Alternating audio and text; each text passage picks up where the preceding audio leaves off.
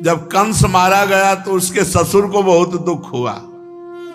कंस का ससुर जरासंध। अस्ति और प्राप्ति ये दो बहुत उसकी दुलारी पुत्रियां थी। कंस महाबली था, इसलिए इस महाबली कंस को ब्याह दी थी। जब सुना हमारी बेटियां विधवा हो गई, कंस ने ऐसा पराक्रम प्रकट किया था कि प्रसन्न होकर के जरासंध ने ब्याह किया था। जब महापराक्रमी कंस मारा गया, अब वो बिटिया पहुंच गई पिता के पास, रोई जरासंध महाबली। मगधराज जरासंध अपनी विधवा पुत्रियों को देख करके बड़ा पश्चाताप हुआ, बड़ा सुख हुआ, तिलमिला उठा। उसने कहा मैं प्रण करता हूं एक भी यदुवंशी इस पृथ्वी में नहीं रहने दूंगा। और था ऐसा महाबली। महाभारत 18 क्षोणी सेना थी, 11 क्षोणी कौरवों की और 7 अक्षोणी पांडवों की, मिलाकर के 18। इसने 23 अक्षोणी सेना तैयार की। जरासंध ने 23 अक्षोणी सेना तैयार की और यदुवंशियों की राजधानी मथुरा को चारों ओर से घेर लिया। हड़कंप मच गया, पूरी मथुरा पूरी घिर गई। 23 अक्षोणी सेना, चारों तरफ से सूचना मिली। भगवान श्री कृष्ण ने देखा जरासंध की सेना क्या है, उमड़ता हुआ समुद्र है और चारों तरफ से मथुरा घेर चुकी है और पूरे मथुरावासी भयभीत, प्राण व्याकुल। भगवान श्री कृष्ण ने कहा कि कोई भी विचलित मत हो, कुछ नहीं बिगाड़ पाएगा ये जरासंध। भगवान ने मगधराज जरासंध को नरपतियों की, पैदल, घुड़सवार, रथी, हाथियों की 23 अक्षोणी सेना देखी। भगवान ने संकल्प किया अब मैं इनका विनाश करूंगा। 23 अक्षोणी सेना, और इसको मारूंगा नहीं, इसको ऐसे जिंदा वापस भेजूंगा जिससे बार बार इतनी सेनाएं लाएगा, पृथ्वी का भार हल्का करूंगा। सुनो भाई, मुर्गा बकरा खाने वाले वो कहते हैं हम पृथ्वी का भार हल्का कर रहे हैं। इनका अवतार हुआ पृथ्वी का भार हल्का करने के लिए। कहते अगर हम खाएंगे नहीं तो ये जीव बहुत बढ़ जाएंगे। अरे पृथ्वी का हल्का करने के लिए भगवान है यार, तुम काहे को पाप करते हो। अब मेरे अवतार का प्रयोजन यही है, समय समय पर धर्म रक्षा के लिए, बढ़ते हुए अधर्म को रोकने के लिए मैं अनेकों शरीर ग्रहण करता हूं। भगवान ने तुरंत संकल्प किया। आकाश में शास्त्रों सूर्य जैसे चमकते हुए 2 रथ आ गए, युद्ध की सारी सामग्रियों से सुसज्जित। भगवान का दिव्य सारथी दारुक एक रथ को हाँक रहे थे, दूसरे में भगवान बलराम जी के आयुध, दिव्य सनातन भगवान के आयुध, सुदर्शन चक्र, कौमोद की गदा, ये सब उपस्थित हो गए। बलराम जी से कहा भैया समेटा जाए इनको, 23 अक्षोणी सेना है, 23 अक्षोणी सेना। आज हमें अपना मानने वाले यदुवंशियों पर भारी विपत्ति आ गई है। देखो ये आपके दिव्य आयुध आपकी शोभा बढ़ाने के लिए आ गए। भगवान बलराम जी का हल और मूसल, हल से फंसाकर मूसल से, और भगवान की तो दिव्य अस्त्र ही है। अब आप इस रथ पर सवार होइए और शत्रु सेना का संहार कीजिए और अपने स्वजनों को विपत्ति से बचाइए। साधुओं की रक्षा करना हम दोनों का अवतार ग्रहण करने का उद्देश्य है। 23 अक्षोणी सेनाएं पृथ्वी का विपुल भार है, हे भ्राताश्री से नष्ट कीजिए, भगवान श्री कृष्ण ने बलराम जी से कहा। अब भगवान श्री कृष्ण और बलराम जी ने सलाह करके कवच धारण किया, रथ पर सवार हुए, मथुरा से निकले। छोटे से सेना जो अंग रक्षा कर रही थी, आगे आगे श्री कृष्ण और बलराम जी। श्री कृष्ण रथ हाँक रहा था दारुक। भगवान पुरी से बाहर निकलकर 5 जन शंख का नाद किया। शंख की भयंकर ध्वनि सुनकर के 23 अक्षोणी सेना थर थर कांपने लगी। शंख ध्वनि सुनकर के मगधराज जरासंध ने देखा कि इतनी जोर की शंख ध्वनि, अपना रथ बढ़ाकर सामने लाया और कहा, बच्चा तू ही कृष्ण है? क्यों? जरासंध कंस का ससुर, तो भगवान तो बच्चा लग ही रहे। 11 वर्ष में यहां से पधारे तो कुछ वर्ष गुरुकुल सेवन किए होंगे। कह रहते तो 9 किशोर, ये कोई दाढ़ी मुझ थोड़ी आ जाती है। भगवान सदैव 9 किशोर रहते। तो कह रहा है, बच्चा तू ही कृष्ण है? अरे पुरुषाधम, तूने हमारे दामाद कंस को मारा। भगवान तो कोमल भुजा ऐसे दिखाई दे रहे। अरे तू तो निरावित बच्चा है और कंस को मार डाला। बड़ा उसको आश्चर्य हो रहा है कि ये बच्चा कैसे कंस को मार डाला। और ये नहीं सोच रहे कि जब निरा बच्चा थे 6 दिन के, तब पूतना को मार दिया था। तेरे साथ तो नहीं लड़ूंगा, क्योंकि मुझ जैसे वीर को तेरे जैसे बच्चे से लड़ने में कोई लाभ नहीं। हार जाए जीत जाए कोई लाभ नहीं, तेरे से तो नहीं लड़ूंगा।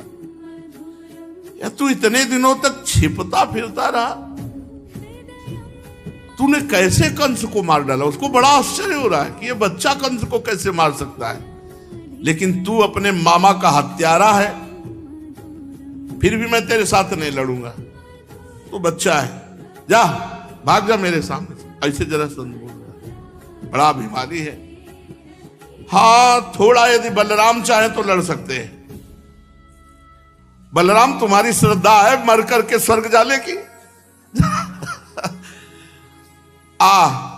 अगर थोड़ी भी हिम्मत हो तो हिम्मत बांध करके मुझसे जैसे चाहे तैसे लड़ ले।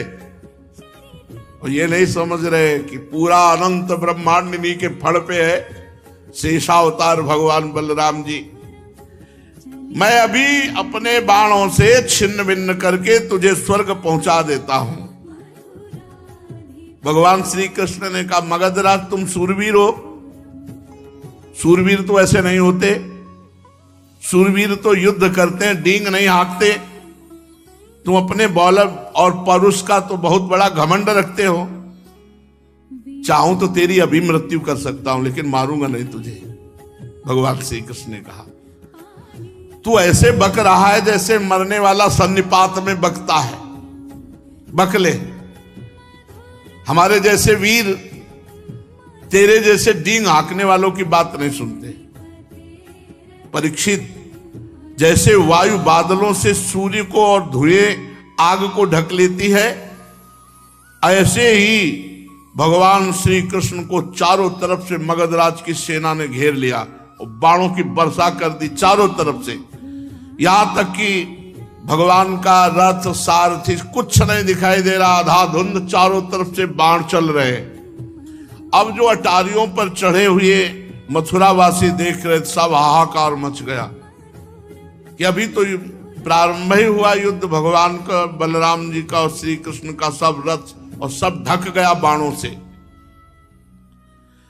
भगवान श्री कृष्णचंद्र जी की गरुण चिन्हित ध्वजा और बलराम जी की ताल चिन्हित ध्वजा, ये सब ढक गई। तो मथुरावासी तो सोचे अब तो मार ही डालेंगे हम सबको, क्योंकि जब वहां ये हालत है तो यहां तो। लेकिन ये एक क्षण के लिए ऐसा हुआ। भगवान श्री कृष्णचंद्र ने देखा कि सूरवीर हैं ये भाई, बड़े बड़े लड़ाकू हैं। जैसे पानी की बूंदें बरसती हैं, ऐसे बाण वर्षा भगवान के ऊपर हो रही थी। भगवान ने अपने सारंग धनुष का प्रत्यंचा चढ़ाया, अद्वितीय अजेय। ये सारंग धनुष ऐसा है, अद्वितीय अजेय। सारंग धनुष की टंकार करके जे ही एक बाण चढ़ाया, बस जे ही एक बाण चढ़ा के छोड़ा तो अनंत बाण रूप धारण करके सब बाणों को काट करके सैनिकों का संहार करने लगे। ये भगवान के धनुष और बाण का चमत्कार। झुंड के झुंड उसी से बाण निकलने लगे और सब जितने बाण थे सब बाणों को काट करके और जितने सैनिक थे सबको काटने लगे। भगवान बड़ी फुर्ती से अलाप चक्र की तरह घूमकर चारों तरफ बाण संधान। हाथी, घोड़े, रथ, पैदल, चतुरंगनी सेना का संहार होने लगा। भगवान के बाणों से हाथियों के सर कट गए और मरकर गिरने लगे। बाणों की बौछार से घोड़े, मनुष्य, जो सबको, पैदल सेना की बाहें, जांग, सिर अलग अलग कटकर गिरने लगे। अमित तेजस्वी भगवान बलराम जी ने हल और मूसल संभाला। हजार हजार, 10-10 हजार ऐसे हल में फंसा कर एक ही मूसल में राधे श्याम कर देते। अब भगवान बलराम जी का बल, अरे पूरी पृथ्वी ब्रह्मांडों को सरसों की दाने की तरह अपने फण में धारण किए हुए है। बड़े बड़े दिग्गज बलशाली हाथियों को मूसलों की मार से सब नष्ट कर दिया। अब वहां भयानक पहाड़ लग गए। 23 अक्षोणी सेना, जरासंध की वो सेना समुद्र के समान दुर्गम, भयावह, बड़ी कठिनाई से जीतने योग्य थी। थोड़े ही समय में भगवान श्री कृष्ण उधर छोड़ दिया सुदर्शन चक्र, साफ करता चला जा रहा है गर्दने, चाहे हाथी हो, चाहे घोड़ा हो, चाहे मनुष्य हो। कुछ ही समय में 23 अक्षोणी सेना का विनाश कर दिया। सारे जगत के स्वामी भगवान श्री कृष्ण के लिए तो खिलवाड़ है। वो संकल्प करे तो अनंत ब्रह्मांड एक सेकंड में नष्ट हो जाए। खेल खेल में तीनों लोकों की उत्पत्ति, स्थिति और संहार करने वाले प्रभु हैं। उनके लिए कोई बड़ी बात है? शत्रुओं की सेना का बात की बात में सत्यानाश कर दिया। जब जरासंध की सारी सेना मारी गई, रथ टूट गया, पैदल उतर के खड़ा हो गया, शरीर में केवल प्राण बाकी रहे, बलराम जी के हल में फंसा हुआ। बलराम जी ने मूसल संभाला, भगवान श्री कृष्ण का मारना नहीं, इसे छोड़ दो। जरासंध ने पहले विपक्षी नरपतियों का बहुतों का वध किया है, परंतु बलराम जी की पकड़ में आने के बाद वो हिम्मत नहीं थी कि छुड़ा सके। भगवान श्री कृष्ण ने इशारा किया, मारना नहीं भैया, इसे जाने दो, क्योंकि ये फिर सेना इकट्ठी करके लाएगा, तो हमें जा जाके पृथ्वी का भार जो उतारना पड़ेगा, ये मथुरापुरी में उतारते रहेंगे, इसको छोड़ दो। बड़े बड़े सूरवीर जरासंध का सम्मान करते थे। अब उसको बड़ी लज्जा आई कि जब जिसे मैं पुरुषाधम कृष्ण कह रहा था, बच्चा कह रहा था, उन्होंने जीवन दान दिया कि जा, इतने बड़े महावीर को मुझे दीन की बात छोड़ दिया। अब उस घोर तपस्या करने लगा। तो नरपतियों ने आकर के राजाओं ने समझाया कि महाराज, यदुवंशियों में रखा क्या है, आप उनके लिए तपस्या क्यों करते हो?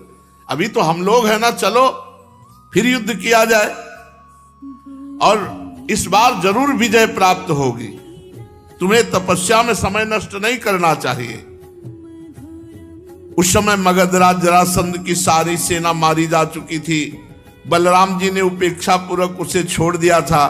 वो उदास होकर अपने मगध देश को गया और भगवान श्री कृष्ण की सेना में किसी एक सैनिक का बाल भी बांका नहीं हुआ और 23 अक्षोणी सेना मारी गई जरासंध की। भगवान अपार सामर्थ्यशाली है। देखो, ये वैभव संपन्न लीलाएं सुनकर हमें गर्व होना चाहिए कि हम ऐसे भगवान के दास हैं। बड़े बड़े देवता नंदन वन के पुष्पों की वर्षा भगवान श्री कृष्ण पर करने लगे। अब मथुरावासी भगवान के प्रभाव को देखकर भयरहित हो गए। भयरहित तो कंस के वध से ही हो गए थे, पर जरासंध के आक्रमण से भयभीत हो गए थे। जब जरासंध की सेना मारी गई तो पक्का विश्वास हो गया कि हम ऐसे श्री कृष्ण की शरण में कि हमारा बाल बांका भी नहीं हो सकता। भगवान मथुरा में प्रवेश किए। ब्राह्मण लोग मंत्रोच्चारण कर रहे हैं, कोई पुष्प, कोई अर्घ भगवान को कोई गले से लगा रहा है, कोई आशीष दे रहा है। और रणभूमि से अपार सोने चांदी के आभूषण सब मथुरा वासियों को बांट दिया गया और प्रधान धन महाराज उग्रसेन के चरणों में समर्पित किया गया। अब दूसरी बार फिर 23 अक्षौणी सेना, 23 अक्षौणी सेना। फिर भगवान ने 23 अक्षौणी सेना का विनाश किया, उसे खाली फिर वापस 17 बार 23 अक्षौणी सेना लाया। 17 बार, बड़ा महारथी था। 17 बार 23 अक्षौणी सेना इकट्ठी करके मगधराज जरासंध ने भगवान श्री कृष्ण के द्वारा सुरक्षित यदुवंशियों से युद्ध किया, किंतु हर बार भगवान की शक्ति के सामने सब नष्ट हो जाता, सारी सेना नष्ट हो जाती और भगवान बलराम जी फिर उसे उपेक्षा पूर्वक छोड़ देते। जरासंध अपनी राजधानी लौट जाता। अब 18वीं बार तैयारी की और हजारों ब्राह्मणों से अनुष्ठान कराता था जरासंध। बहुत ब्राह्मण भक्त था। उसने ब्राह्मणों से कहा, यदि इस बार श्री कृष्ण पर विजय प्राप्त नहीं तो अभी तक पैर पूजते रहे, आगे का परिणाम समझ लो। इस बार अगर फल नहीं दिखाई दिया तो ब्राह्मणों ने भगवान से प्रार्थना की, नमो ब्रह्मणे देवाय गो ब्राह्मण हिताय च, हे कृष्ण हे जगत गुरु महाराज, अब आपको हारना होगा। अगर इस बार ये नहीं जीता तो महाराज हम सब ब्राह्मणों का पता नहीं क्या करेगा। ब्राह्मणों ने अनुष्ठान वाला तो छोड़ दिया, श्री कृष्ण से प्रार्थना का अनुष्ठान किया और भगवान ब्राह्मणों पर विशेष कृपा करते हैं। जो ब्रह्म ऋषि जन है, तो विधान बनाया भगवान ने। जिस समय आक्रमण करने के लिए चला 18वां युद्ध 23 अक्षौणी सेना लेकर, उसी समय भगवान के मन स्वरूप श्री देवर्षि नारद जी ने, एक काल यवन नाम का बड़ा वीर म्लेच्छ योद्धा था, उसने देवर्षि नारद जी से कहा, कोई त्रिभुवन में है हमारे जोड़ का? बोले तू क्या है उनके सामने, चला जा, मथुरा में है इस समय, श्री कृष्ण नाम है, तेरी भुजाओं की सब खुजली मिटा देंगे। काल यवन भागता हुआ आया, 3 करोड़ म्लेच्छ सेना उसके साथ थी। 23 अक्षौणी सेना लेकर जरासंध आक्रमण करने आ रहा है। पूरी मथुरा को घेर लिया 3 करोड़ म्लेच्छ सेना और ललकारा, कौन है? श्री कृष्ण, आओ। भगवान श्री कृष्ण ने बलराम जी से विचार किया कि ये तो बड़ी समस्या आ गई। 23 अक्षौणी सेना लेकर के जरासंध आ रहा है और इधर कालेवन 3 करोड़ म्लेच्छ सेना लेकर घेर लिया मथुरापुरी को। अब ये तो 2 विपत्तियां हो गई। इस बलशाली यवन ने बड़ी समस्या पैदा कर दी। भला इनके लिए कोई समस्या है? देखो, अगर हम इससे लड़ने लगे तो जरासंध बस पहुंचने ही वाला है, वो हमारी पूरी मथुरापुरी को नष्ट कर देगा, क्योंकि चिढ़ा हुआ है। 17 बार 23 अक्षौणी सेना मारी गई। अब ऐसा करते हैं, पहले एक दुर्ग का निर्माण करते हैं और पूरे अपने निज जनों को वहां भेज देते हैं। तो भगवान ने जिस दुर्ग का निर्माण किया समुद्र के जल में, वो द्वारिकापुरी, और द्वारिकापुरी में अपनी योग माया के द्वारा समस्त प्रियजनों मथुरा वासियों को द्वारिकापुरी पहुंचा दिया और स्वजन संबंधियों को किले में पहुंचाकर भगवान बलराम जी से सलाह करके और बढ़िया माला डाल करके पान पाके मुस्कुराते हुए निकले। नारद जी ने बताया था, 4 भुजा, श्याम रंग पीतांबर धारण किए हुए, मोर पंख का मुकुट धारण किए हुए। उसने देखा काल यवन ने, यही श्री कृष्ण, वे श्री कृष्ण। भगवान भागे, अरे बोले 2 हाथ करो, नारद जी ने बताया कि तुम बहुत बड़े वीर हो। भगवान भाग पड़े ब्रह्म ऋषियों को बचाने के लिए। जरासंध ने ब्रह्म ऋषियों से कहा था, रोज अनुष्ठान करते हो, खीर पुआ पाते हो, 17 बार हारा हो, अगर इस बार हारा तो समझ लेना। तो वो ये अनुष्ठान देखो, भगवान अपने भक्त के लिए, इनके लिए यवन को और जरासंध को मारना कोई खिलवाड़ इनके लिए क्या है? केवल सोच भ्रगुटी विलास सृष्टि लय हुई, भगवान भाग चले। तो एक भगवान का नाम हुआ रणछोर। रणछोर भगवान की शेष चर्चा आगे भैया। राधा वल्लभ सिंह।